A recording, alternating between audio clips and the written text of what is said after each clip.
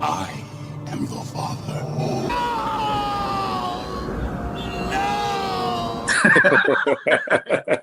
Luke, I'm your father. Yeah, all I can tell you, man, is that most people who know this movie can say that, hey, that's hard to talk about dads like that. But no, I would say I beg to differ. You know, he actually was a hero.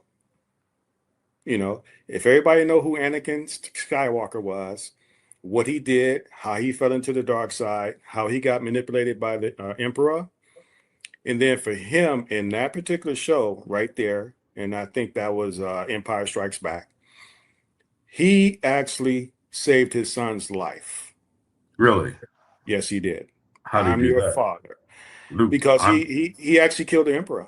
The Emperor was actually just about to take Luke out, and he got to a point to where his heart felt for his son on how he was begging for his life, and he took the Emperor out. And wow. on top of that, as he took the Emperor out, he actually took his own life with it too. On how you got to see it. You're not a Star Wars guy, man, but you got to see it. I'm But not a all our Star Star Wars. Wars fans that's in the Right. listening audience right now, they know what I'm talking about. Yeah. Darth Vader is a hero. I did see that part, but I didn't see the whole movie. And I always used to imitate that. Luke, I'm your father. Yeah, you had a voice for it, all right. I That's for sound just sure. like him. You had a voice for it, that's for sure. Yeah, you do. But no. That's and the reason why we play this for the listening audience and the viewing audience is that fathers get a bad rap, you know. And for our topic today, this is actually perfect to show how fathers can be looked at as a bad guy, and deep inside they're really good men, you know. And I'm talking about real fathers. I'm not talking about the guys out there who just making babies and doing all this crazy stuff. Here in the Men's Lounge LA, we advocates for dads, and we wanted to play that clip to let people know that no matter how bad you think this guy is, deep inside, if he's a real man and a real father, he's going to do the right thing for his family. Well, you said he gave his life for his son. Yeah, Yeah. because after he killed the Emperor Mm-hmm. and threw the Emperor down this huge slot that the Emperor actually, you know, perished, he fell out. He fell out and he passed away. You know, Wow. and it's if you didn't, you have to see it. I know you're not a Star Wars fan, but I'm gonna encourage you to watch this one day, man, and check it out. After this episode, maybe today over the weekend, I'll probably look that up. So let's And kick then this. you'll get a better appreciation on what I'm talking about, on how Darth Vader Right. was. He was man. He'll choke your ass to death without even touching you. You know, so like I say, these Star Wars fans who's watching the show right now, you know what I'm talking about. But let's get this started here, bro. Let's Let's get get this this party started. started. Good morning, good afternoon, and good evening wherever you are in the world. And welcome to the Men's Lounge LA. I'm your host, Frederick Douglass Southern, aka Sir Frederick. And I'm your co-host and partner in these conversations, Coach Chris. Welcome to the Men's Lounge LA. Here at the Men's Lounge LA, our mission is simple. We empower good men to become greater men. We empower men to embrace their masculinity and humanity. And yes, we aim to stimulate the women at the same time because without our women, we wouldn't be properly balanced. I always tip my hat to the women. You know, I was raised by a single mom, so we know how important the women are to this platform. And we're going to always do what we can to make sure the women know we are part of their life, even though this says the Men's Lounge LA. Welcome to the show, women. We love you guys. Today's conversation isn't just a podcast, it's a reckoning, it's a revelation. And for some of you listening, it may be a mirror. It's definitely a mirror for me. It's no question about that because I've been living this my entire life. I've been trying to find my dad my entire life. And people who know me know this story. And I've told you the story myself before as well. So at this point, grab your cigar, get your cocktail, kick back and relax, and let's try to enjoy this show. We're talking about fathers, not just men who create life, but the men who shape it, the men who show up, and the impact when truth is delayed, hidden, or even discovered late. This is Finding Fathers, a daughter's perspective. Today, we're opening a story that sits at the intersection of identity, health, legacy, and responsibility. It's about a story that what happens when biology speaks before people are ready. And what that means is the truth, it showed up 35 years later, and it's coming up right after this. They're good men, but I should be that kind of they need to be addressed. Excuse me, sir. Quiet, you brain. Wrong mental problem.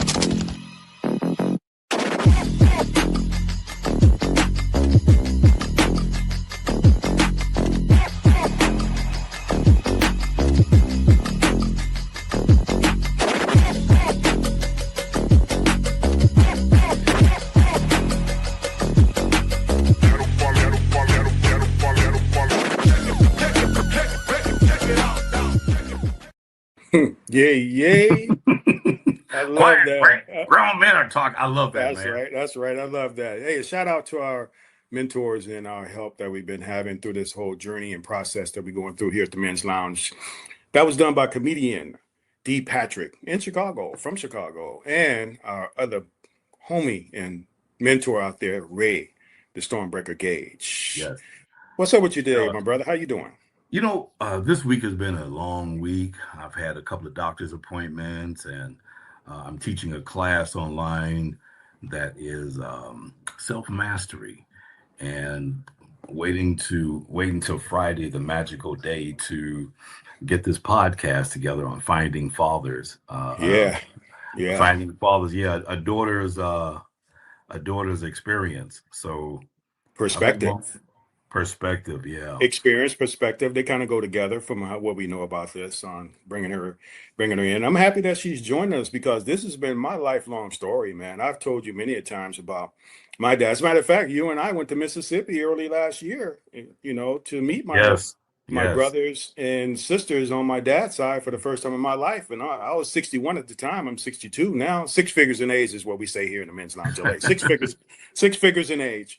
So, to be able to meet them and be a part of their life and learn some stuff about my dad, which we will get to later on after this particular, because this is episode 1 of a series on finding fathers, because we know that this is not the only people, myself and our upcoming guests, who have the reasons and urges to try to find their biological dad. So this means a lot to me. I'm looking forward to this show.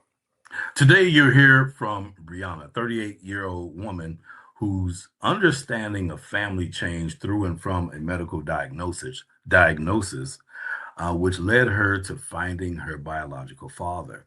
And Brian learned he had a daughter decades too late, or maybe just in the right time.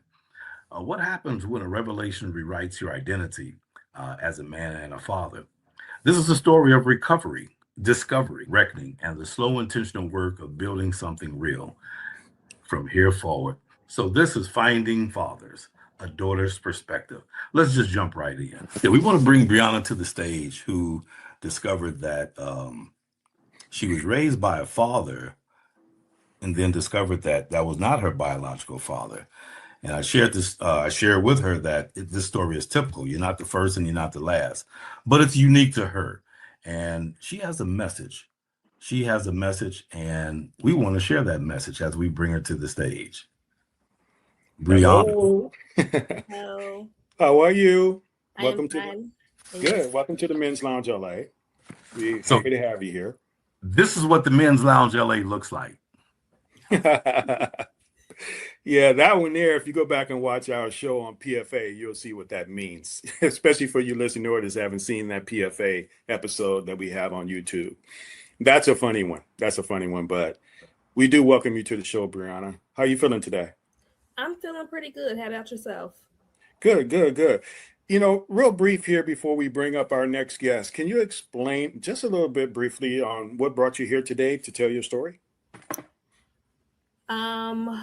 Well, Sir Frederick reached out because he's a little familiar with my story. And I am aware through going through this journey in my own research that this is fairly, I don't want to say fairly common, but definitely more common than what people think.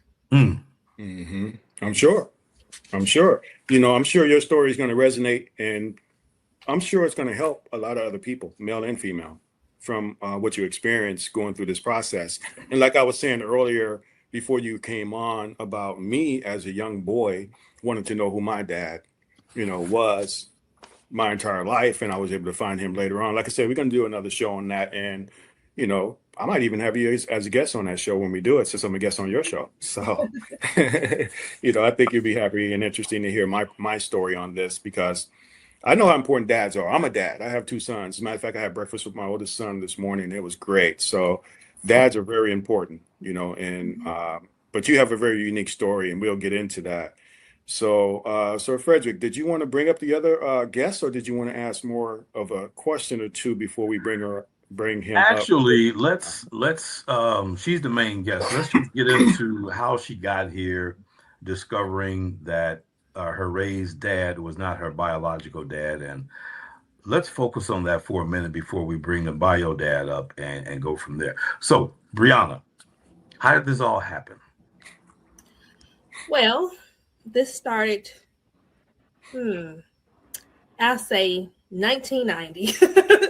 I have always known that I had a different biological father than my siblings. No one ever told me. It was just a feeling that I had. I always felt different and kind of out of place. And I woke up one morning, probably when I was about, I say maybe like 9 or 10 years old, and I said, something doesn't belong here. That something is you, and that's because you have a different father.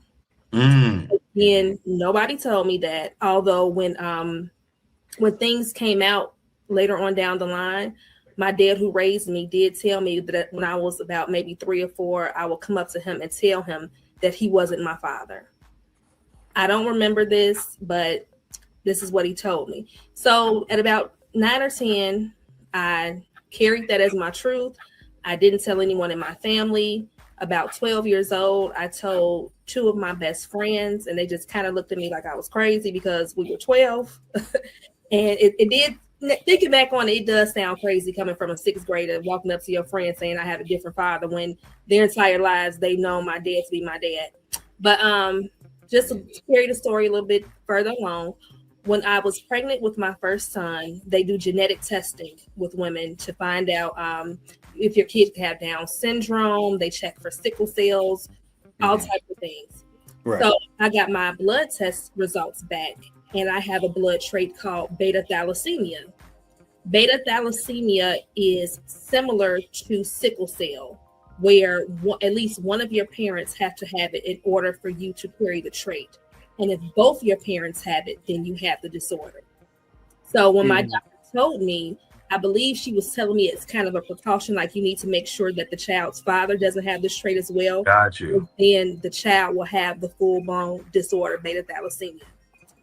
So his father didn't have the trait, but I took this information to my parents. I took it to my dad who raised me, and he was like, well, I don't have this blood trait. I don't think anybody in my family has it. He called his mother. His mother verified that nobody in the family had it. I asked my mother, and she said she never heard of it. She doesn't have it, and I need to find a new doctor. Really? Yes. So Wow. At that point, I'm like, this is science. I'm going to believe the doctor. So what I did was I had another conversation with my father that raised me. And I said, well, this is what mama told me, and this is what's happening. One of you all have to have this blood trait in order for me to have it. It doesn't make sense. So we got kind of quiet. He didn't say anything. And to kind of ease the tension, I said, well, if you don't have a blood trait, that means somebody out there owes me 18 years of back child support, and I'm going to split it with you. So, we laughed it off, but we never talked about it again after that. So I'm going on with life, and I'd say about maybe 2012, I just got the urge to look for my biological father again. So I'm having a conversation with my older sibling, my older sister, who's 10 years older than me, and I tell her about the blood trait. And her exact words to me were, "Oh, girl, I know who your daddy is." Wow. And this is a full conversation. Now, let me say, my sister was a little intoxicated, and I knew that. So when she was a little intoxicated, what'd you do? Make her another drink? Well, This was over the phone, so I did encourage her to get another one. I did encourage her. That's funny. That's funny. So when she said that, she told me everything. She told me his name, that he grew up with our mother, and her and I never talked about it again. But I held on to that information, and maybe like the next weekend, I'm sitting down with two of my friends, and I tell them, I said, my sister told me my biological father's name. And at first, the one friend that I have, which is one of my friends that I told when we were 12, she didn't believe me. My other friend, I don't know if she believed me at that point or not, but she played along with me. She said, "Oh, girl, let's Google him. Let's look him up." So we Googled his name. He didn't come up, but a picture of his brother came up. Mm. And when we saw the picture, my friend looked at the computer screen. She looked at me and she said, "Oh, yeah, that's your daddy." Because Wow. I favored his brother so much. So again, 2012, I still didn't do anything. I had the picture. I will Google him from time to time. Well, I had his brother picture. I'm sorry. I will Google him from time to time. A picture never came up. So I had an aunt that I was very close to. Actually, she was probably like my best friend. She passed away in May of 2022. And she was very big on knowing who you are and where you come from. One of her favorite sayings was, "You can't know where you're going if you don't know where you come from." I've heard that before. Mm-hmm. That just lit a fire in me to take it seriously and to find him. So what I ended up doing is I ordered an Ancestry DNA kit. Took the kit, I spit in the vial. I sent my test back. The first test I sent back, it got lost in the mail or something. I don't know what happened. So they rushed me out another kit. I sent the other kit back, got the results back. I was actually at my nephew's birthday party when I got the email back. And because I was so frantic, I scrolled through the email, opened it up just to see if I found any familiar names from my dad's side. No familiar names from his side. But I saw the last name that my sister gave me a decade prior. When you started doing this search and you pulled them up and you found them, what was going through your mind at the time? What was going through your mind at the time? Did you ever mention this to your parents or anything? But no. More specifically, what was going through your mind? I was anxious. I was a little nervous because obviously I knew that the father that raised me wasn't my biological father, because at that point I had medical evidence. Mm-hmm. But I still couldn't wrap my head around it. Mm. It's like I knew, but I didn't want to believe. So by you knowing this evidence, that's ironclad because it's DNA test, did you approach your father that raised you at that point, or did you still keep it to yourself until you found your biological dad? I kept it to myself until I found him. How much time went by since that? So I got the test results back early November 2022. The ancestry test results back. Mm-hmm. Oh, this was recent. 2022, yes. Okay, so how old are you now? I'm 38. And how old were you when you confirmed all this information? 35. Wow, so this is real recent, just 3 years ago. Yes. Mm-hmm. Wow. So did you said you held off on approaching him, or was that because the shock of the whole thing, obviously to a degree, or is it that you don't want to bring back this information that you had because they didn't tell you the truth? I mean, what was the dynamics there? How did you end up getting this over to them, and how long did it take again? Well, I wanted to make sure I had all my ducks in a row. Okay, doing your research, yeah. Yes, Did I continue to do research? And I would say from the time I took that first Ancestry DNA test and reached out to him, and I actually told my father who raised me, it was probably like 2 or 3 months. Oh, wow. Okay. So during that 2 or 3 months, you were doing your research on trying to find your actual biological dad? Oh, no, I found him like in 3 days. After I took that Ancestry test. That fast? Yes. Wow. So I got the test results back on a Saturday. I called my mother that Saturday evening. I said, I took Ancestry DNA. Nobody in Daddy's family, and I'm referring to the father that raised me, nobody in his family name came up. Like, what is going on? Tell me something. She continued to deny it. So that made me mad. And I was like, you know what? I'm about to find my father. So Monday, that following Monday, I spent literally all day Googling his name. I'm calling people that are related to him. Anything that came up in a Google search, I'm calling or I'm sending emails. I emailed his former job. I found the old email address for his job. I emailed one of his cousins at their job. I'm just pulling up anything that comes up. I'm sending out, I'm calling, I'm sending out emails. So I came across a name of, and I'm not going to put the young lady's name out there. I came across a name, and because of the name and the age, I figured that she would probably be a sister. So I called the number, and she called me back, and I said, "Hey, my name is Brianna. I'm looking for Brian. I could possibly be his daughter."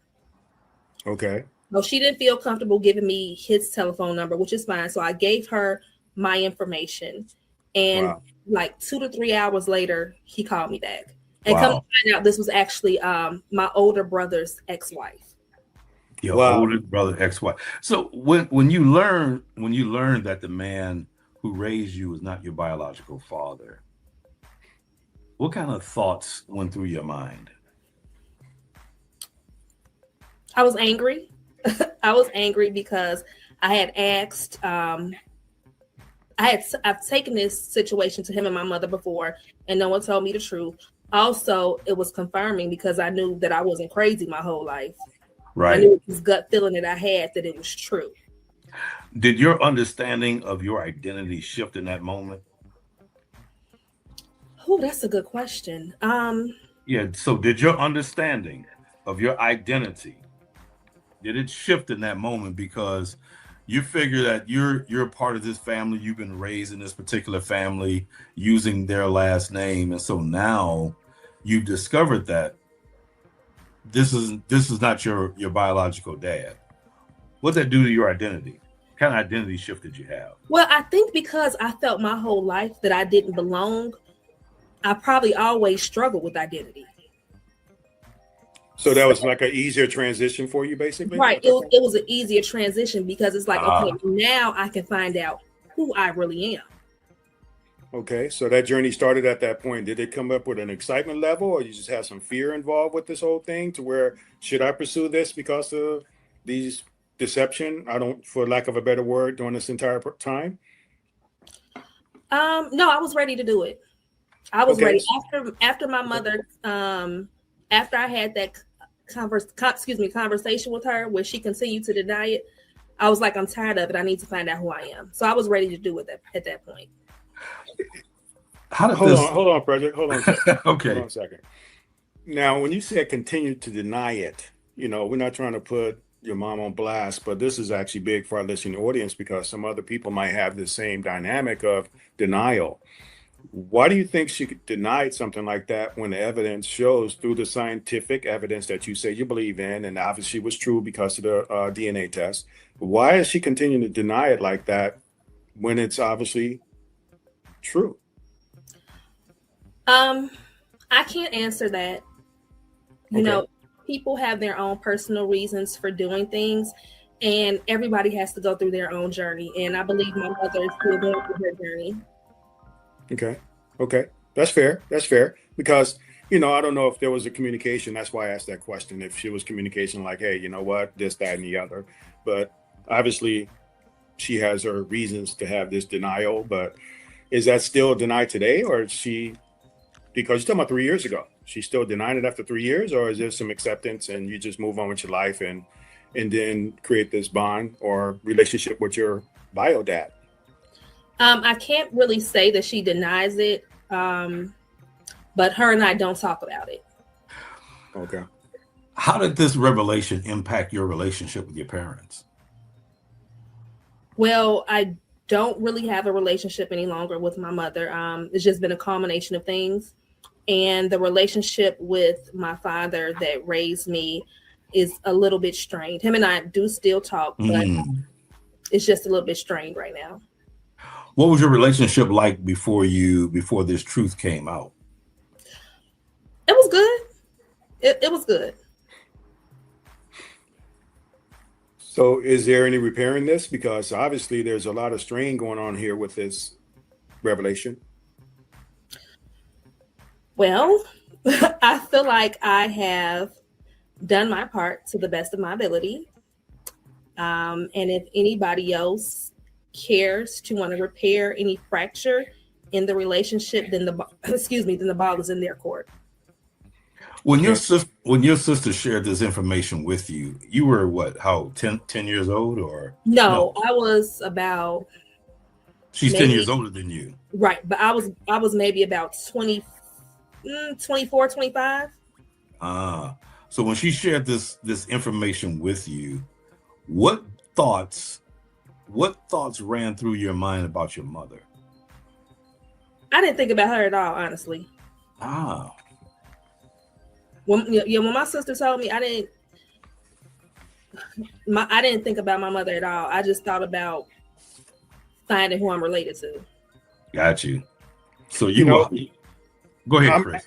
I'm sorry to interrupt there, because when you had mentioned that how you did your search, and it reminded me of Frederick and I last year when I was going through the process of trying to find my brother, because I had a phone relationship with my dad, and that's all it was. I never got a chance to sit down with him face to face and embrace him and stuff like that. So, and it was a good relationship, don't get me wrong, because we would talk every day. And this was in the, let's say late 90s and head into the early 2000s. And I had lost contact with my brother. So Frederick and I were just sitting here, and we're going through some processes here on trying to find people. We were able to find his wife's phone number, called her, left her a message, and she called back. And it kind of reminded me when you said that you got a phone call back within a couple of hours. That's a similar situation with me. They called back pretty quick. I can't remember exactly how long it was. Frederick, you were there because I think we used your phone.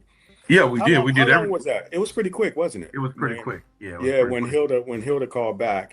So you making me think on how you and I are experiencing the same thing, but in different situations, because you had a dad that you say raised dad. I didn't have that. I was raised by a true single mom, So when I say true single mom, that means she had no help from no man. It was just her and her children, me and my two other brothers. I'm the middle child. So yeah, when that happened, you made me think back, and I got a smile on my face thinking about it now, because I was able to get back in touch with my brother Billy, and then a couple of months later went to Mississippi and got a chance to meet them, and Frederick was part of that. But I'm not gonna go too far, because you're making me talk about my show, but it's about you right now. It's about you. But I'm just saying, I feel your passion. I really do, because you and I have so much in common with this particular topic, but this is your perspective. But with that said, apparently you were able to reach your dad. And when you did, how did that first encounter go with your dad, your biological dad? Honestly, when I first talked to him, I thought he was crazy. That's because I didn't expect the phone call so quick.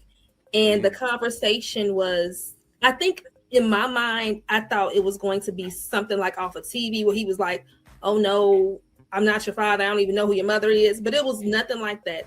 He asked me my name, my age, asked me my mother's name. And then once I said that, he was like, "Oh yeah, you're probably my daughter." So he accepted it with open arms? Right then and there. Okay, that's a good man. Nice. I apologize for cutting you off, No, Coach. that's all right. Her bio dad, Brian, was here. He came on, he left, and I think he's having technical difficulties. So I'm just waiting for him to click back in so we can get his side of the story and all that. But Brianna, this is not uncommon. This happens a lot. Matter of fact, out of all the DNA tests that are performed, 30% of them come back as not the biological father. And these are just the ones that are tested. It's a shame. It's tough. And I think that mandatory DNA testing ought to be done at birth, and to determine that, because it's a shame that you went 35 years. You lived a lie. Okay, here's Brian. He's trying to get back in. You lived a lie or misunderstanding. Your mother lived a lie for 35 years, you know, trying to get folks to believe and that your dad that raised you was your biological father, but that wasn't the truth. And you know what goes on in the dark always comes out in the light. And what brought it to light was your blood situation, your blood dilemma. They didn't have that trait. They didn't have what you had. So you're like, what's really going on here? Yeah. You know, like I say, this means a lot to me as far as the story. Your journey is similar to mine when it comes down to the search. My search was different because I did it in the late 90s, early 2000s, before Google and all this other stuff. You know, to be able to get in contact with him and then have that. When you guys first got together face to face, because apparently you must have talked to him over the phone when you said you thought he was crazy. When you got together with him face to face and you actually saw him, what was that feeling like for you? It was kind of surreal because I think that my oldest son looks a lot like him. Wow. A lot. So the first time I saw him in person, we actually ended up doing an official DNA test, and we had been talking for maybe like 2 weeks before we actually saw each other in person. I sent him a few pictures of myself. My older sister actually, once I told her everything that I had found them, I was able to see one picture. It really wasn't a good picture that she pulled up from my brother's social media page. But seeing him in person, I was like, wow, he looks a lot like my son. Okay. Did you come with someone or you went alone? I went by myself. Okay. Go ahead, Frederick. No, Brian. Okay, one last question, and we're going to bring Brian up. Your children, you know, how many children do you have? I have 2. Okay, and what are their ages and genders? 2 boys, 15 and 8. Well, Okay. 16, he's about to be 16 and 8. All right, now, all this time, up until 3 years ago, they just took the family for what it was, you being raised by your raised dad and all that. When this information came to light, how did you break this information to them, and how did they respond to it? Well, my oldest son was 12 at the time, so he understood it better than my youngest son, who was only 5. Right. And I just set them down and I said, I found out that Papa is, which is what they call my father that raised me, is not my biological father. And 12-year-old son, well, 12 at the time, he got it right away. He was like, oh, he was kind of in a state of shock. And then he said, well, I always knew something was wrong because we don't really look like them. Can I ask you a question about their relationship now? Since you said there's a bit of a strain between your mom and the dad that raised you, how is the relationship with your children with them as grandparents? Because they're still grandparents. Yeah.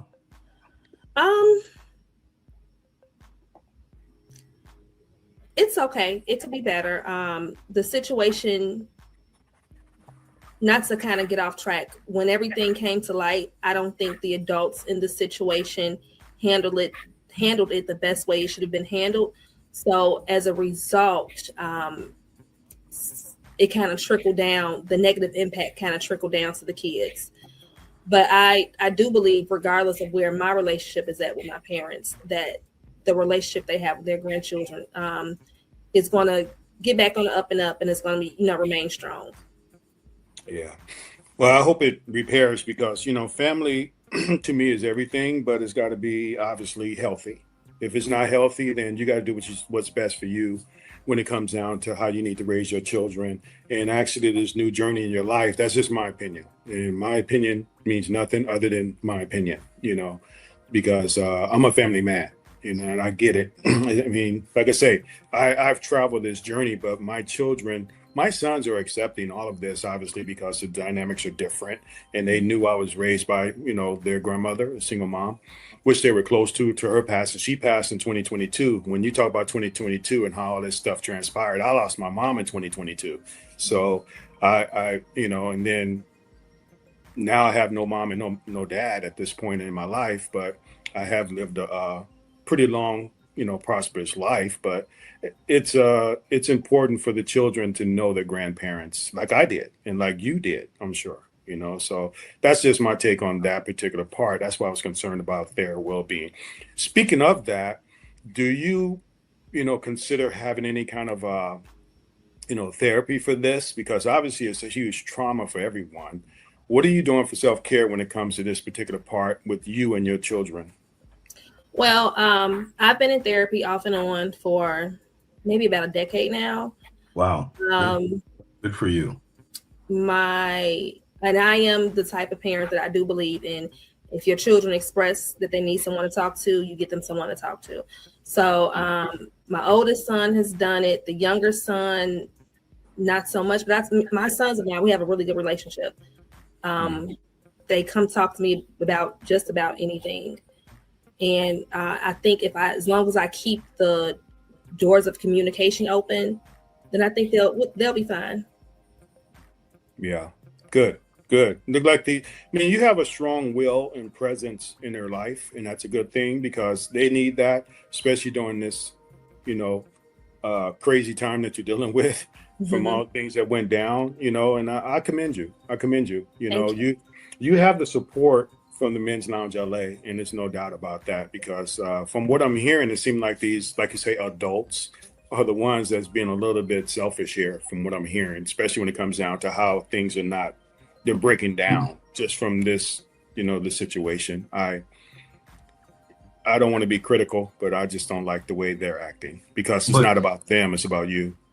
Well, and that brings me to my next question.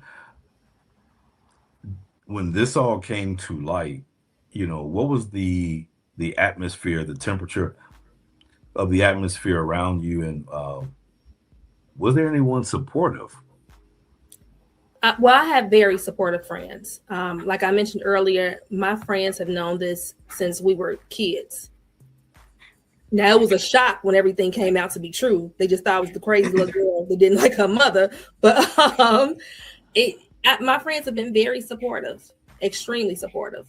Well, what about your family members? Because they're the ones that knew. A lot of them knew this all along. Matter of fact, in a previous conversation, you told me that everyone else knew, and you were the last one to know. How'd that make you? How'd that make you feel? I just kind of laughed it off because this whole time as a little kid, I'm feeling this way.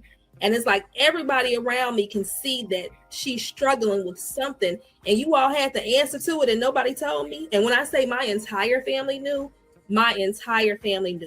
uncles, cousins, even cousins that are like 10 years younger than me knew. Wow. It was like an open secret. Wow. See, that's the thing I'm kind of, curious about, that since a lot of people know about it, why is there such a divide here with the relationships when now I don't get that part. Why is that divide there? But it wasn't that much of a big secret from all the people you're saying that knew this. Well, I think it's been a disruption to people's comfort zone. Yeah, but they knew about it. Well, people knew, but it wasn't in the open though. They knew, but it wasn't their place to expose it.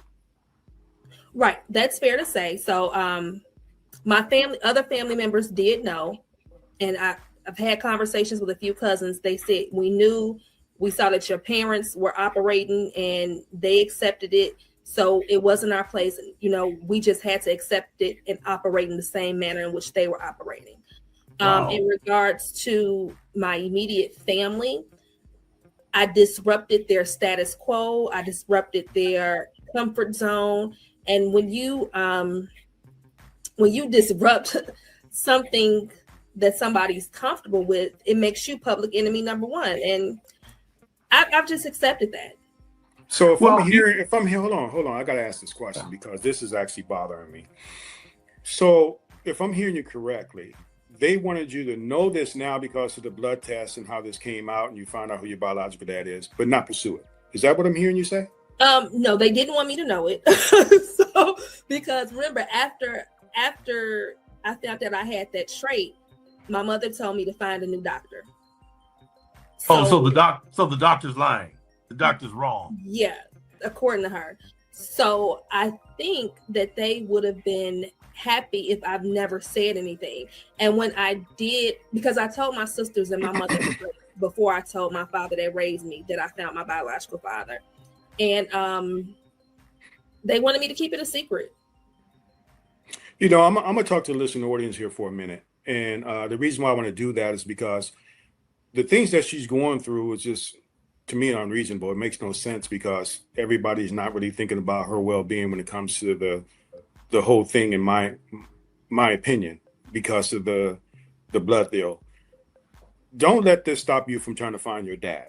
If you think that you're going to have the same, outcome of people not being happy about the results, try to find that dad. That dad is important because look how important it was in her life to find out where this trait came from. It could have been detrimental to her baby, so don't let this stop you from finding that dad because of what you hear in her story. You can see her urgency and her willingness and her drive to do this, regardless of the outcome of what people are thinking. So that's why I said, commend you for doing this, Brianna. I mean, this is incredible. Please listen to the audience. Anybody who's going through this, do not cease trying to find that dad. Actually, you're very, very courageous because everyone else wanted to keep it a secret. Not only keep it a secret, but to keep this image that they have that they're good people or nice people, this, that, and the other. But this exposes something about the woman who started this entire thing. And I wish Brian, your bio dad, I'm looking at the camera, the screen, he's trying to connect, but and he's buffering. Yeah, it looked like we're having a little issue. He's having issues. This recording right now is happening where there's a huge winter storm going on in Chicago and throughout the Midwest, and a lot of people are affected by this. So it could be weather related, but if he comes on, we definitely going to address this with him because he has a lot to say about it as well, especially considering this is his daughter. I'm sure he has a lot to say. So if he comes on, we definitely will get his story. If not, then we'll probably revisit this with him on a later date. But at this point, she's saying a lot of very compelling stuff that I want you guys to really grasp and understand as a listening audience on what she has gone through and going through still at this point. And look at her. She seems very calm. She seems very sure about herself on what she's doing. And there doesn't seem to be anything other than her well-being that she's thinking about. And I can appreciate that. Like he said, you're very courageous. You got, I'm applaud you. I applaud you. Yeah. Big time. I applaud you. And Fred, just to kind of piggyback off what you were saying, I do want to stress this. My parents are good people. People make mistakes. And when I tell people this story, I say it all the time. I'm from the 80s. I was born in the 80s. 80s was a wild time. So things. I do know that. things happened. It was crack was new. AIDS was right. Coming. A lot of stuff happened. Now, they wasn't on crack, but still, a lot of stuff happened. So, and at the end of the day, your parents are people. They're people trying to figure out life just like you are. Well, you're talking to two old dudes who lived in the 80s, so I know what you're talking about. But I have to commend you. With this attitude. How has healing changed? Has healing changed the way you see things or forgiveness? Where are you in the forgiveness process? Well, now see, that's a difficult one. Well, I'll say this. I think healing is an ongoing process. You're never really fully healed. Got you. That's something you have to work towards on a continuous basis, sometimes depending on the situation, on a daily basis. I think everybody is always healing from something. That's true. In regards to forgiveness, try to forgive. I try to forgive.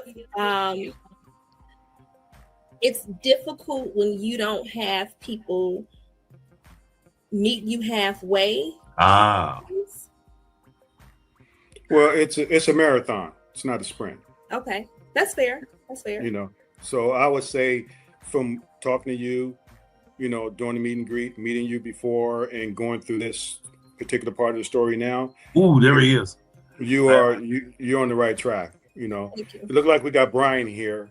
Oh, He's snap. going in and out. Yeah. Oh, snap. He was. Just for the listening audience, that's her biological dad, and we really want to get him on the show because he has a lot of input on this, and we're disappointed for all of us, you guys too, and the listening audience, that he's having these technical issues. But like I say, there's a huge winter storm that's ravishing the Midwest and part of Texas, and I'm sure the people out there know what I'm talking about if you watch this show later on. And it's not good. So I think this might be weather related because he was on with us earlier before we started the show. Yeah, he plugged in first. So yeah. We talked to him for about 15 minutes before it started, and we had a great conversation. We wanted to continue this, but just bear with us, guys. We're going to do what we can to get him on, and it's all predicated on connection. So, but go ahead, Brianna. Yeah, so forgiveness is something I'm still working on. well, it's still fresh. And has your mother taking any sense of accountability or responsibility for her actions? I don't know. I don't talk to my mother. But even when you stop the conversation, even when that stopped, before it stopped, at any point does she take accountability for her actions, or it started with her? I can't say. Well, so I think her and we don't really. That's we fair. don't talk about it. That's fair. I don't want to. Honestly, I don't want to put you through that right now because that's an emotional thing. I'm sure, like I mean, you it's said, not really it was emotional. fine. Not to cut you off. It's not really emotional. It is what it is. Which is an emotion. Your emotion is you accepting what it is. It's a real deal. I'm not trying to take away from what you're saying because you are dealing with this, and you're dealing with this in a manner to where I think it's just unreasonable, and it actually pisses me off. So my emotions might show more than you right now, Mm-hmm. and I don't know those people. I don't know them. I'm just hearing your story, and I don't really appreciate the way you're being treated on something you had nothing to do with. So how are you holding up right now? How are you holding up? I'm fine. Okay. Excuse me.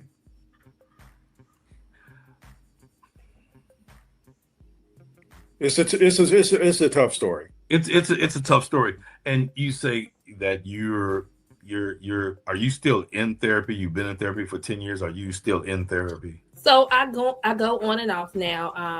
I treat it kind of like on an as needed basis. Gotcha. I haven't had a session in maybe like a year or two, maybe. My goal for this year, and I was supposed to do it last year, is for my bio dad and I to have therapy together. Got you. I'm glad you brought that up because I was going to ask you, how are you guys building a relationship, considering from everything that's happening on the other end when it comes down to what you're saying that's happening with your raised father? Obviously, that's your mother, so it's not like it's your raised mother. That's your mom. We already know the dynamics of that. You explained it.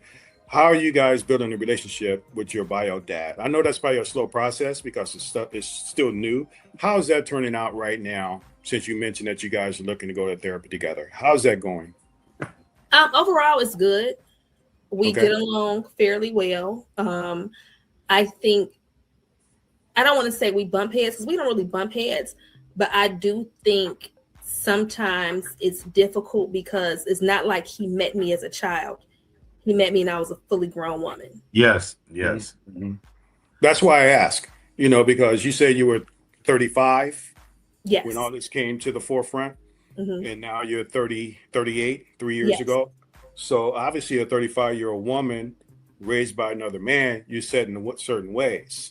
Now, do you see something going on with how he is compared to this other man that raised you is that you can get along with, or what it's kind of, I don't want to try to be disrespectful to anybody, so I'm kind of fumbling my words here, but obviously you're building a relationship.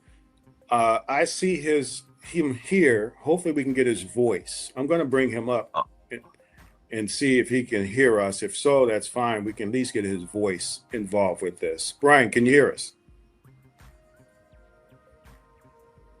So his mic's probably not on either. Can you hear us, Brian?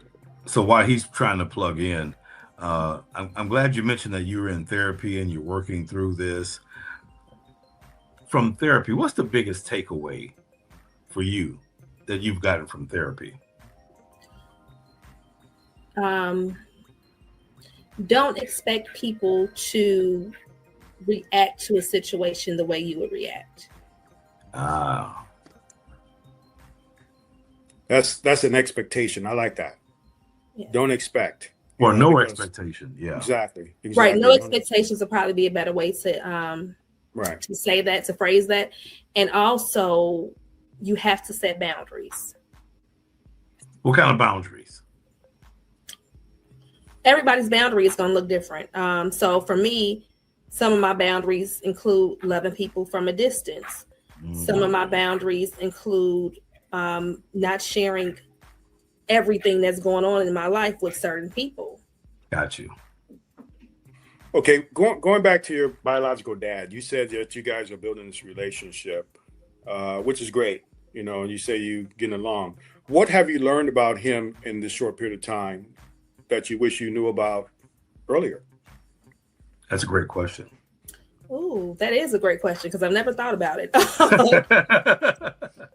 Give me something to think about. Yeah. So him and I are actually a lot alike. We're very prideful individuals. We can be extremely blunt.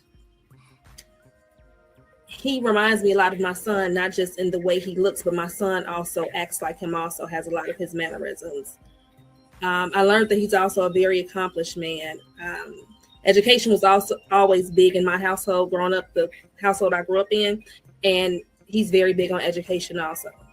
And overall, he's a good man. He's I guess what you all would call a man's man. I think he's old school, old fashioned when it comes to certain things. But overall, he's a very good man.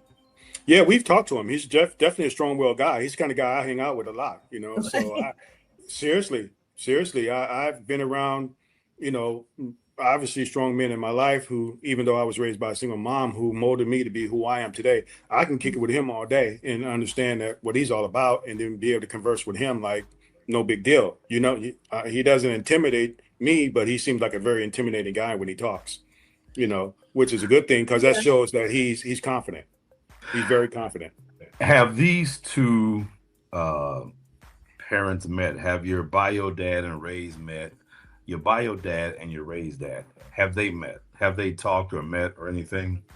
So they've met. They've been in the same room. I believe they shook hands once, but they've never had a conversation. Wow. You were there to see that? You were there to see that? Yes. Or he told. How did you feel when you saw that? Did it seem uncomfortable, or because of what's going on, or did you think it was going to be, how did it turn out? It turned out like nothing because it was just a handshake. This was like maybe the second time they met. It was a handshake, but no conversation.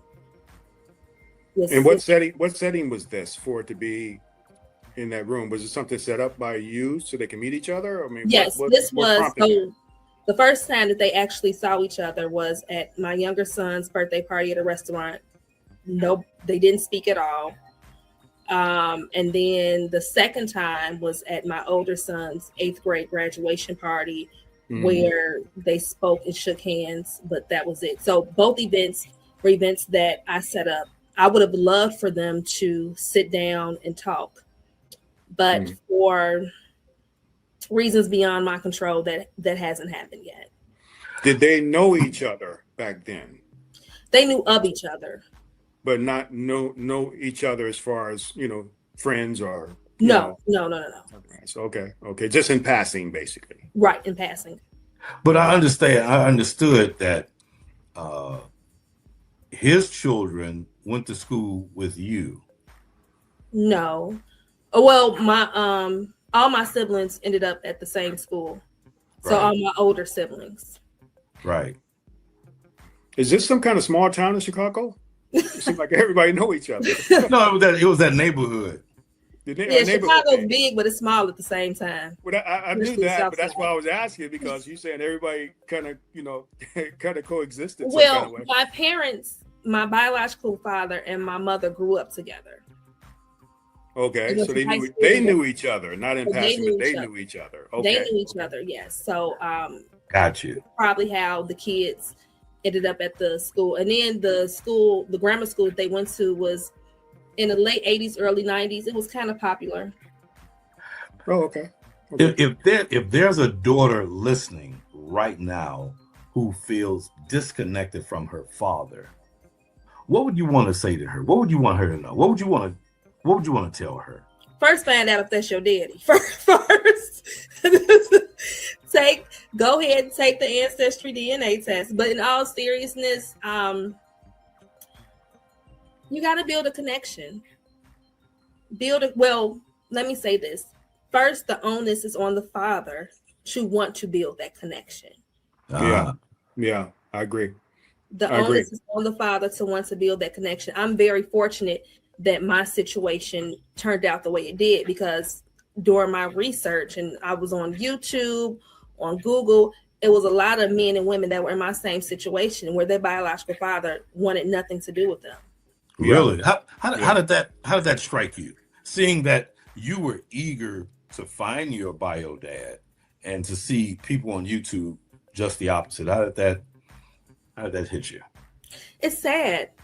It's kind of sad, especially for people that thought they were going to have this fairy tale ending, and to knock on someone's door and they say, I have a life, or I never, I knew about you, but I never wanted anything to do with you in the first place. It's sad, because at the end of the day, no child asked to be here. And I get it. Life happens. But you know what? Also, in the same token, in some of these situations, it may be better that you have nothing to do with that person. You don't know the type of person they are.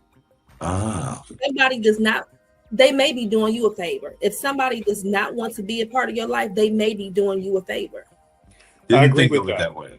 I agree with that 100%, because when I was able to get in touch with my dad by phone, and like I say, he and I only had a phone conversation for years before he passed, and I didn't get a chance to, like I say, to see him face to face and embrace him. It was my first thing I said to him is like, hey, I'm not trying to ruin anything that you got going on in your life. I just wanted to know who my dad is. So, and his first words to me is like, no, I never denied you, son. And when he said that, that gave me a sense of release to just go ahead and pursue some kind of communication with him to figure out what we can do to build a relationship. But you're right. There are some men out there, we don't call them dads, men out there that do not want to have anything to do with their children. And that's why I said at the beginning, when we showed that clip of Luke, I'm your father, that was the bad guy. Darth Vader was a bad guy, but his son changed him because he saved his son's life. So there are some men out there that's portrayed to be bad, but they still want to be a part of their children's life. And then things like this can bring that out. In most cases, it may not happen, like you said about these TikToks. In some cases, like you and me, it worked out. Yeah. I have a question. Do you all want me to see if I can get Brian on the phone so maybe you all can hear him through the phone? Yeah, let's try that. Praise, man. We're happy to have your voice on, because right now your story is just as important as what we've been talking about with your daughter. So, go ahead and kind of explain who you are to her and kind of how this whole thing came to you. And we can go from there. Tell us your story. How did it all begin? It's two ways to answer that. So I knew my mother when I was 13. had just moved from the projects to 100 Wallace. And as I told Brianna the other day, I think I was probably a little bit depressed because I didn't want to move with 13 and leave all my friends. But Mother and I went to 8th grade together. We went to Firewood. Probably didn't say 5 words to each other. I was the star of the basketball team, though, so a lot of girls liked me, but I wasn't thinking about them. I just wanted to play ball. Get back to them. An athlete. So, go ahead. Fast forward, get to high school. Me and her mom in high school together. Probably didn't say 20 words to 4 years of high school. No. Fast forward again. 1986. I graduated from Grambling. I didn't graduate in 86. I graduated in 81. But get to high school reunion, she's all over me. So I'm 28. So I'm not a little kid anymore. Not that 13-year-old boy. So what happened happened. And when that happened, obviously you guys must have lost contact because you didn't realize that she was impregnated, or did you find out she was pregnant? So I guess I shouldn't really say it like that. We probably had I was living in New Orleans. I was working on a oil rig production platform, and so we had a year and a half relationship. Right, I would fly back and forth from Chicago to New Orleans, probably once every 2 months, and I would see her mom there. Okay. When you guys reconnected through this class reunion, what was your relationship? What was your relationship status, and what was hers? And in terms of marriage or single, or what was the status? He was married. I was having fun. I guess I must have had a girlfriend too. I don't know. 86.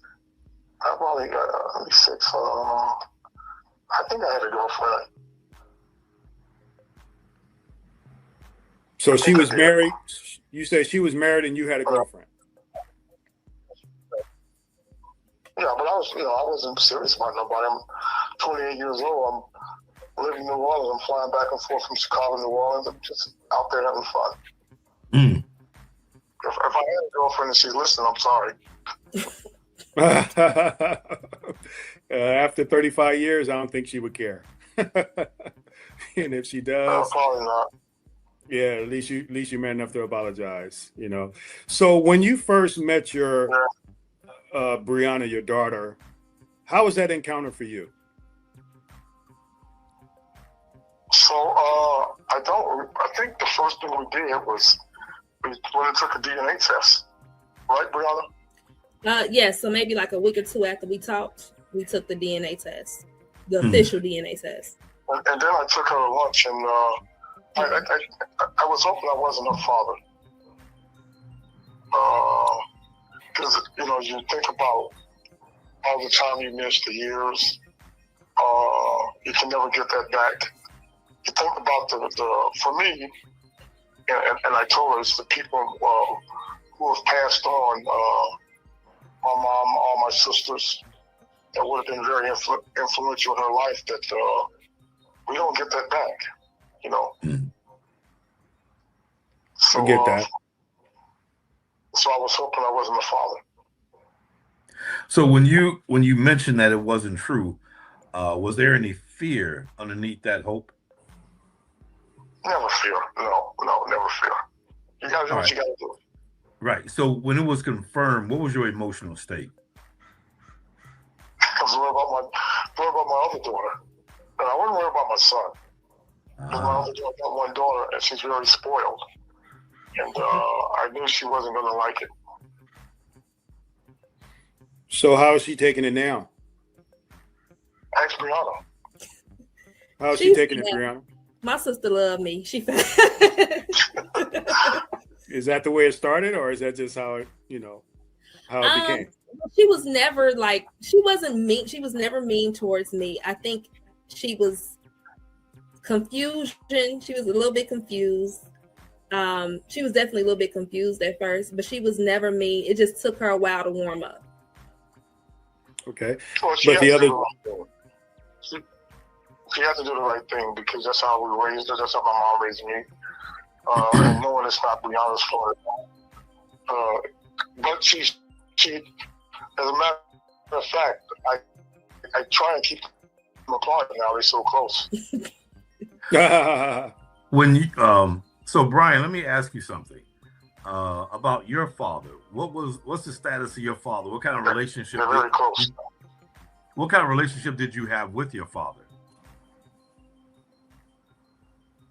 Me? Yes, sir. What kind of Are you relationship? speaking to me? Yes, sir. What kind of relationship My did dad you have with? My dad died when I was 10 years old. Ah, So not much of a relationship, a lot of pain from him not being there, right. but not much of a relationship. so who was the man in your life that influenced you to become the man you are? My grandfather, my uncle, Okay. my grandfather mostly. I worked with him every day from the time I was like 9 years old till I was graduated from high school on a paper truck, so I was with him every day.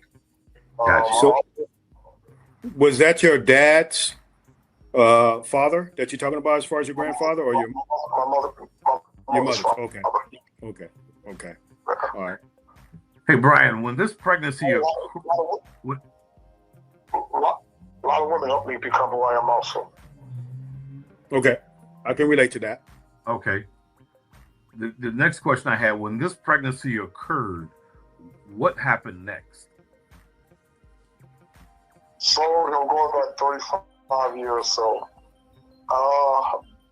To be honest with you, me and my mom thought we had a decent relationship for what it was. Never argument. I actually think I had to be one of her mom's first loves, but I never knew it. But her mom called me up one day and told me she was pregnant. I said, "Is it mine?" She said, "No." I said, "Thank you," and I probably hung up. So you felt you dodged a bullet at that time, yes?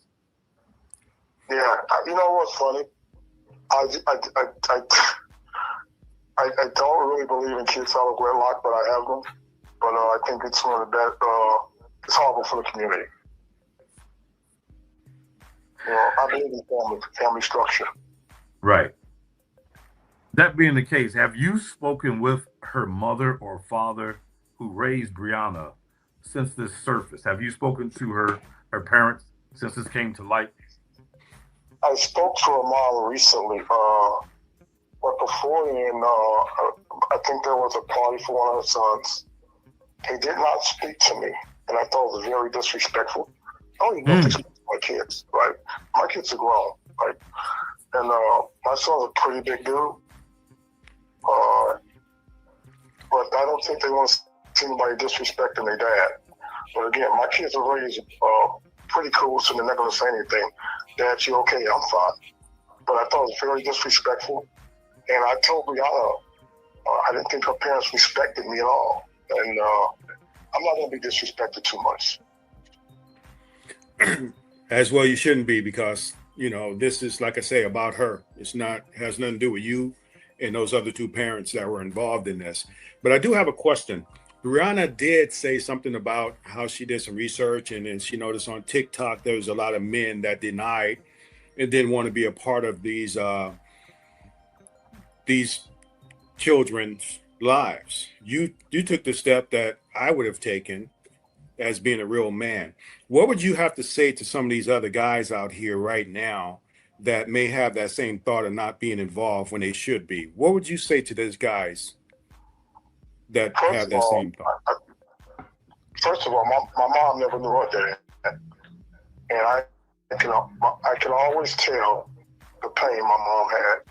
Didn't have to mention it, right? I can always always tell. Yeah, my dad died when I was 10, right? So I didn't have my dad. So I knew whatever kids I had, I was going to be a good father. There was no doubt about that. I remember growing up in the projects, and I'm like 9 years old, and guys say, well, I got this kid, I got this kid, I got this kid, and they were all over me. And in the back of my mind, I always said, that doesn't make you a man. Anybody can have kids. Now, I never said that's too old, but I think that helped shape me. But there's guys who think that or feel that, if I always say, pain is a great thing if you use it the right way. Let my kids feel the pain that I felt. So it was just that simple. Quick question. Why would you want your kids to feel the same pain you feel? Right. I'm sorry, I didn't mean to cut you off. I thought you were finished. But just that simple for me. Okay. What emotions surface when you think about someone else living the role of father to your 35-year-old child?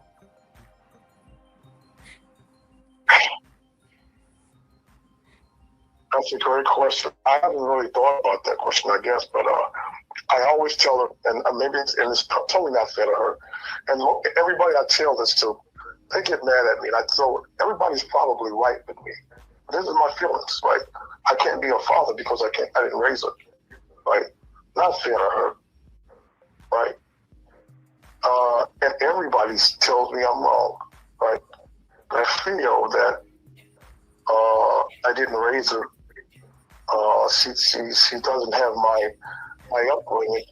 She doesn't have she may have my sense of humor, but she hasn't heard my jokes. She just hasn't lived with me, right?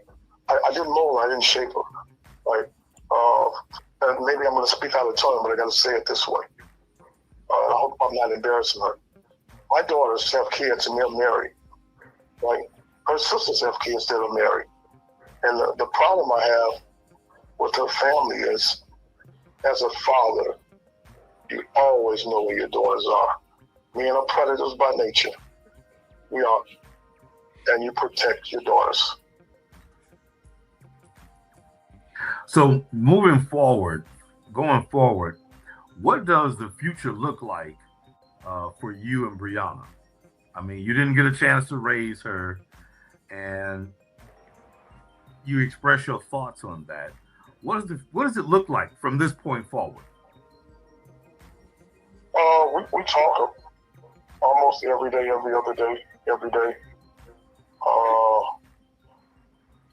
Just to get closer, man, and let her know that she's got somebody who's got her back. But that, how can I say? Maybe she can say it better. I'm going to start it out, Brianna. You finish it off. Her parents want her to have nothing to do with me, right? And that doesn't bother me because I haven't seen them in 30, 40 years, so that doesn't bother me one bit. Matter of fact, kind of feather in my cap because that means if for some reason I don't know, they didn't give her the love she should have had, or she never came looking for me, or they wouldn't be worried. But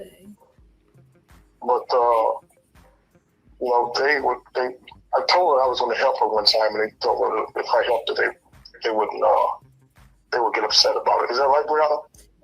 That's correct. That's the gist of the story. Yes, that's correct. So she can tell you more about that.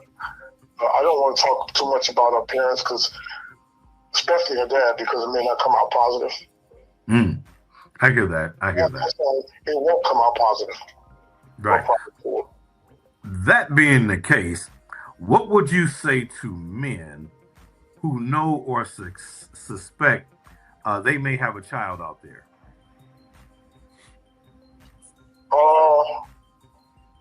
That's kind of pretty difficult. I put that on the woman because you can think you got a child out there, and that woman, she will continue to lie, right?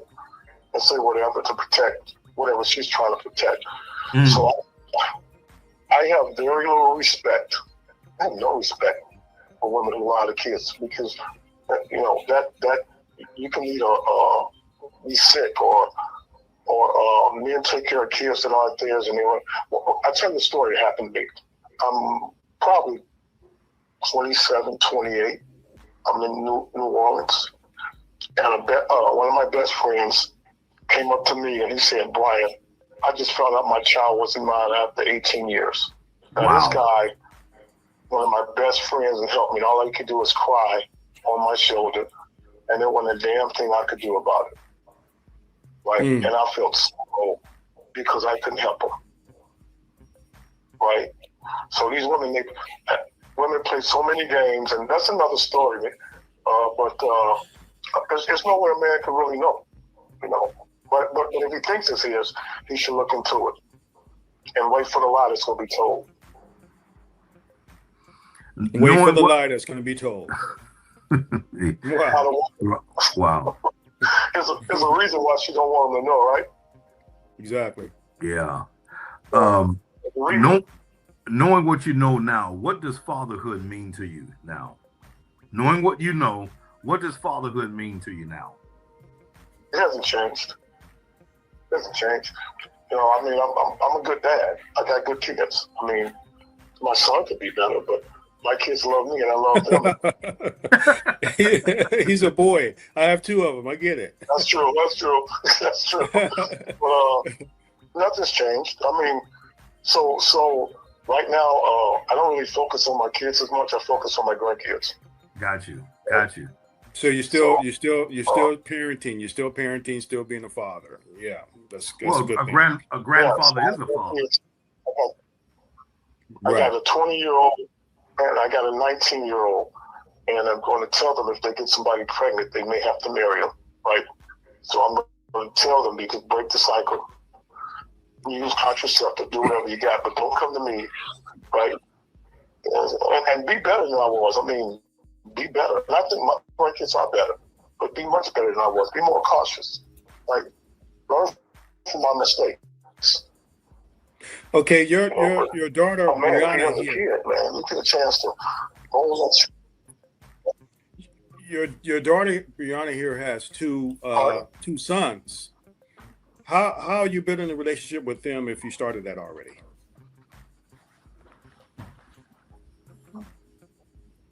Did you hear me? I'm sorry, Chris. We couldn't hear you. We can hear you now. We couldn't hear you before. No, I was asking that. You know, you have two sons. How's he building a relationship with them at this point from how things are going? Brianna, you want to answer that? My kids love him. They were actually trying to get back to his house tonight. They love him. I think they love being up there because he kind of, like how grandfathers do, let them get away with anything. But a lot of things that aren't important. Right? Well, I asked the question based upon what you just said about taking care of the grandkids. That's why I asked that question. I wanted to see how that's working out because everything's still fresh. It's 3 years in. Yeah, well, I pick my grandkids up on Wednesdays. I have a granddaughter pick up. It gives me a chance to bond with them, you know, be grandfather, be tough on them when it's time to be tough. I'm not as easy as they think I am, but you know, grandparents' love is different, you know. Case by case basis. That's where you come and you get spoiled. You know, as a coach, Brianna, do you have your sons involved in any kind of sporting events? Yes. So my oldest son, he was in basketball, but now he's concentrating on football and track. And my youngest son we got to get him in football, but he does basketball. Okay, so does your biological dad come out and support them when you're doing that, or they just started? My family plays football. Okay. I know you said no, you're they support him. Okay, cool. Yeah, so go ahead. All the boys in my family play football. That's a must. Okay. And you say you're an athlete. You're an athlete. Did you play football or basketball or baseball? Brian. All three both. Okay. Let me have you Are you two considering therapy? What are your thoughts about that, Brian? Yeah, we talked about it, but I don't know what I would get out of it. So the main thing is that she's whole. She's whole. And there's just some things I can't help her with. I don't think. The things I can help her with, obviously I will. But there's some things she's not going to tell me. She's not going to tell me what happened to her. How she felt growing up. Why she felt that she wasn't part of the family. I can't help her with those things. Now, in retrospect, I feel a little guilty because it happened to her. Right? But I can't help her with those things. So I can't. Go ahead, I'm sorry. no. So what you say you don't see what kind of help it would do? What makes you feel, think, and believe that therapy wouldn't be beneficial to you? I don't think it'll help me. It might soothe me. The biggest thing about all of this, as I said, she didn't get to meet my mom or my sisters, right? And my grandmother. She would be my oldest daughter. Do you feel that therapy will give you good and better insight to your current situation and your daughter, Brianna? It may. I think that she needs to. I'm gonna always be cool, right? There's no pressure on me, right?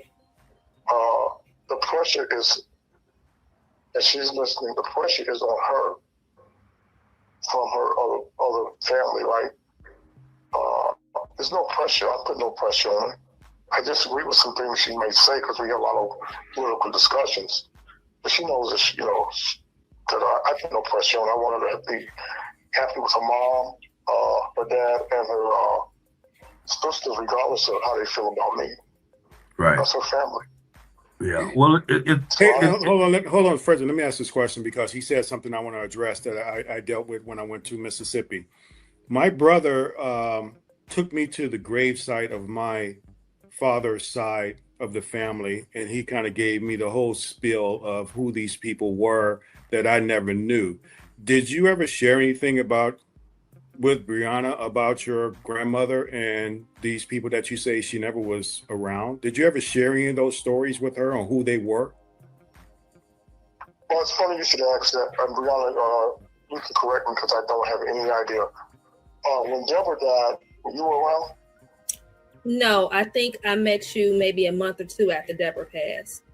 Yeah, so Deborah was one of my oldest sisters, and very, very influential in the family, right?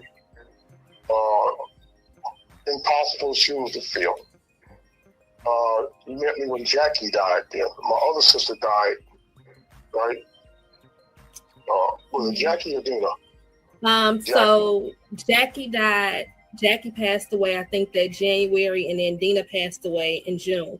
But I didn't know they were my aunts, but for maybe about 10 years or so, I was in the same church as them. One of my best friends was really close with his younger sister, Kim, and I went to church with her all the time. So I would see them all the time. I just didn't know they were my aunts.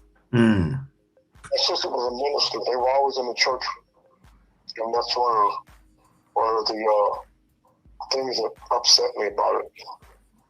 So not knowing they were your aunts, Brianna, and did you know them as women, who they were? Even though I knew you them didn't know in they were family? passing. I knew them in passing, yes. Okay. But my point of asking that question is, do you think that would kind of help you relieve some of that strain you have on you, Brian, about not having her as a young daughter, raising her and knowing your family? Do you think you might be able to share some of that with her so you can get relief from that? I don't think I have any strain. I mean, again, there's nothing I can do about the past. I can. Of course. No, I don't want to cut you off, but I get that. And the reason why I'm asking this question is because, like I say, I dealt with it personally just last spring. And when I went to the grave site and saw my dad's grave and then all of my uncles and aunts and grandmothers and great grandmothers and grandfathers all on that plot in this same area, it actually opened my mind from what my brother explained, because he had the whole story. He knew everything. I actually recorded it. And we're going to put that on my show when we do my part on this from this series we're going to make on Finding Fathers, so people can see what I experienced on a gravesite. So I get where you're coming from that, because I wish I had a chance to converse with them. I wish I had a chance to meet them. I wish I had a chance to meet my dad like your daughter was meeting you. I didn't have that. And I'm not, that's a void in my life I can't replace. So I get where you're coming from, but you know them. You were raised by them. So my point is by you sharing what you know with her, do you think that can create more of a bond and get some relief from you, from what you feel? No, I mean, I talk to her about my sisters all the time. Okay. Yeah, but I mean, when it comes up, I even knew my great grandmother. Right, she was born in 1891. Right, so she died when I was a sophomore in high school at 91, and her parents were slaves. Right, so Brianna knows that, correct? Yes. She knows that. So okay. Okay, so there is some information that's getting out there from them to her, so she can have some idea what her family was like on your side. Okay, that's good. I'm not gonna stress it, but I do understand it because, like I said, I experienced it. Yeah, he's told me a lot of family history. My aunt Sheila, who is technically my great aunt, and then I have cousins, my older cousins. They share a lot with me also. I have a question for both of you as we wind down. What does moving forward look like for both of you? What does that look like for both of you?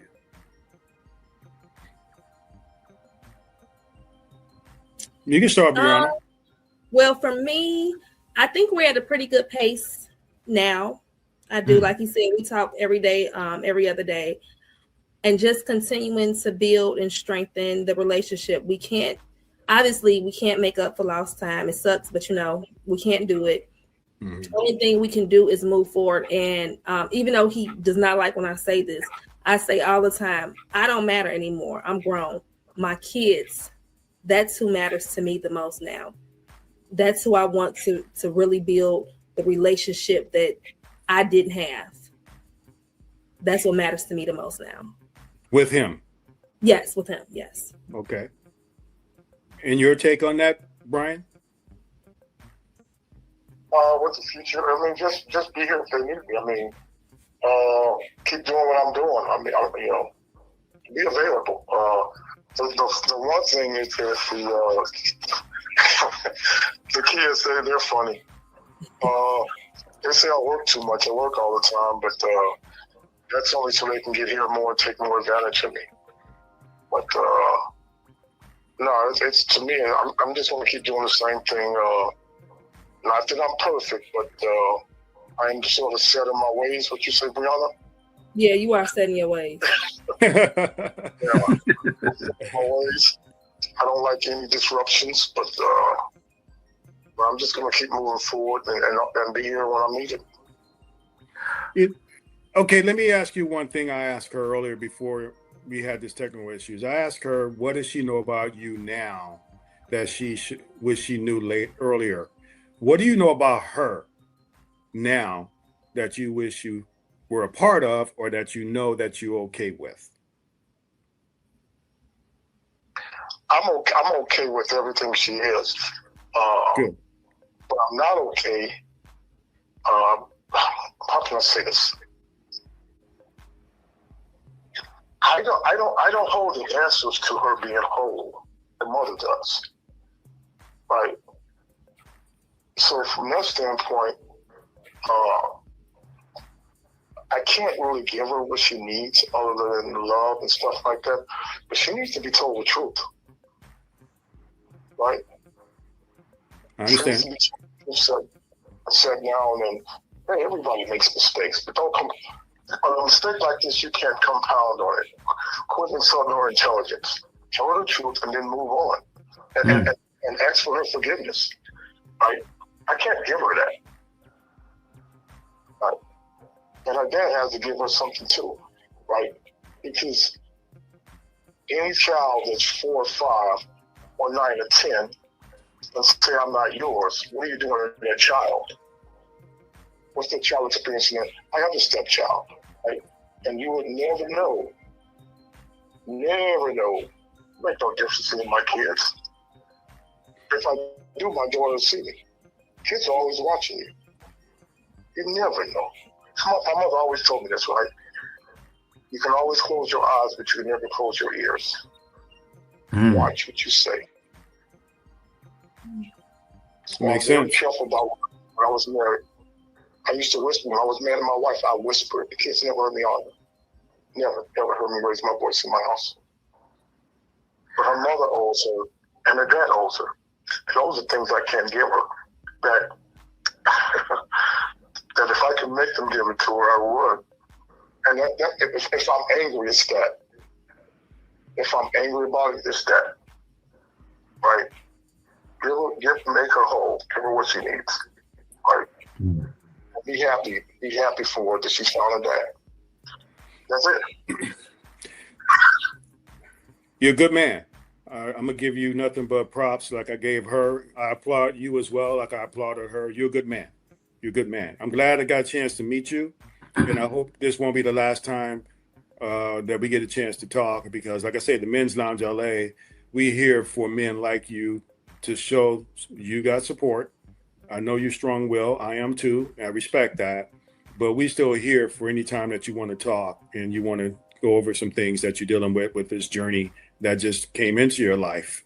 We're gonna kind of wind this down because I know it's late there. It's getting late here. We're starting to lose light. But go ahead, Frederick. Takeaway. What are the takeaways? Well, I got to get back on when I can get my computer working. I don't know what's wrong. I got in a half hour early and it worked perfectly. And then it went out. Yeah, we were talking to you. We expressed that to our listening audience. So we hate the fact that we didn't see you on here, but we always do a takeaway with our listening audience, and we want this to become something that's from you and her. Your takeaway for the short period of time we had you on voice, that you would have, Brian, to our listening audience about this this journey that you guys are on, because right now it's a journey because you guys just been together for 3 years. What is your takeaway that you would have for our listening audience to know or hear at this point from you? And being a father is a great thing. It's a beautiful thing. You have a chance to mold your child. The child gets to know you.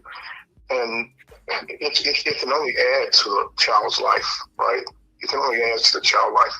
I don't understand any man, right, who didn't have a father, who doesn't want to be a father. And then my last thing on it, there are men and there are boys. And everybody knows the difference between men and boys.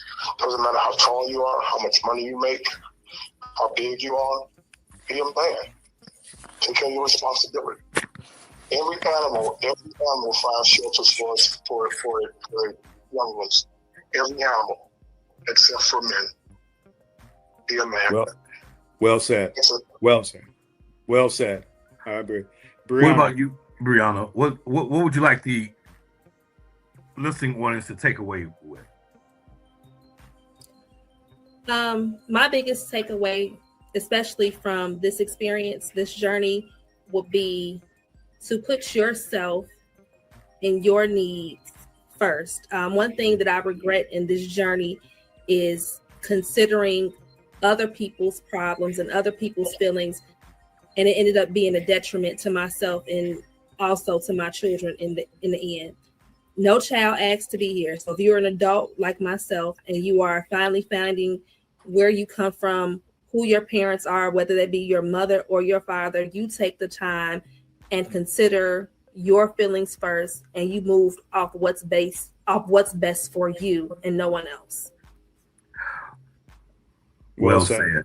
Well said. You know, during the course of this broadcast, I didn't hear anything about much support. You said your friends supported you, but I didn't hear anything about family support, and I'm saddened to hear that. So we're here for you. We're here for you. The Men's Lounge is here for you to share, talk, express, vent.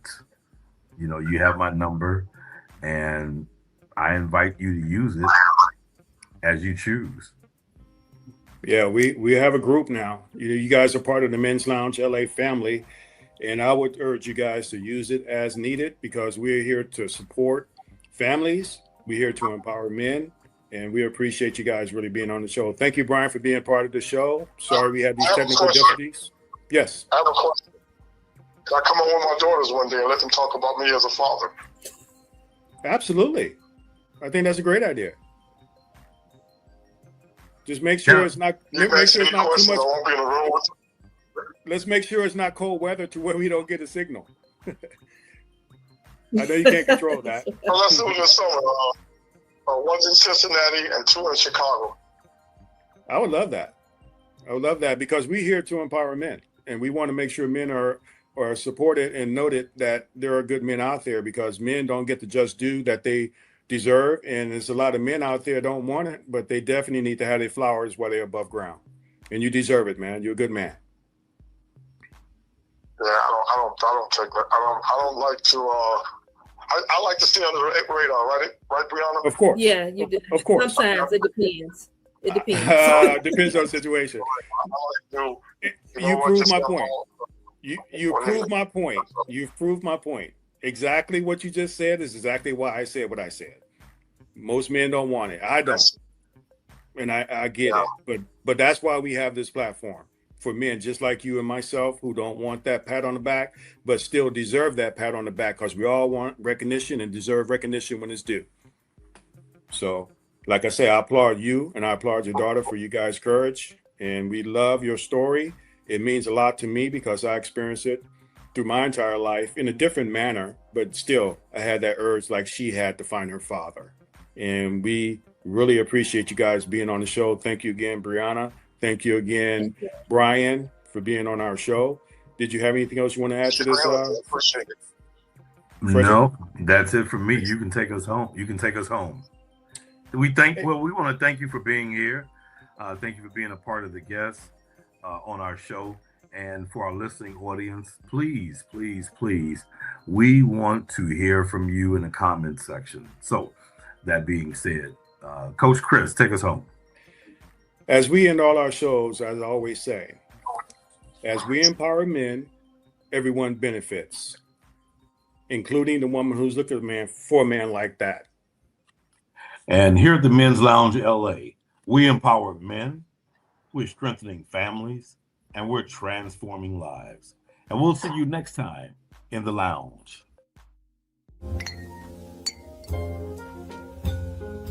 Thanks for watching.